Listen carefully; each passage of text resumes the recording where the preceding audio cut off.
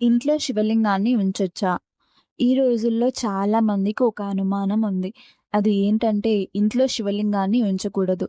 ఒకవేళ ఉంచితే రోజు అభిషేకం చేయాలి. లేకుంటే ఏదో ప్రమాదాలు జరిగిపోతాయని అపోహ పడుతూ ఉంటారు. అయితే శివలింగం గురించి మహాపురాణం ఏం చెబుతుందంటే బొటనవేలు అంత శివలింగాన్ని ప్రతి ఇంట్లో ఉంచుకోవాలి.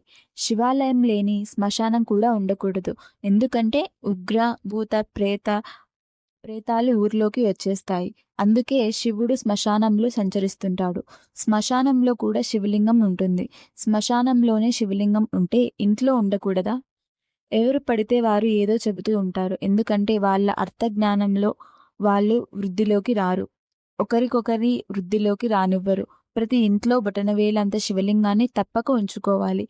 ప్రతిరోజు మంచినీళ్ళతో అభిషేకం చేయాలి. లేదా ఒక కొత్త వస్త్రంతో నీళ్లను వడగట్టి ఆ నీళ్లతో అయినా అభిషేకం చేయాలి. ఒక్కొక్కసారి చేయలేని పరిస్థితిలో ఉంటే అభిషేకం చేయకున్నా పర్వాలేదు. అభిషేకం చేసేటప్పుడు మహామృత్యుంజయ మంత్రం చదవవచ్చు లేదా ఓం నమః శివాయ అంటూ చేసినా సరిపోతుంది.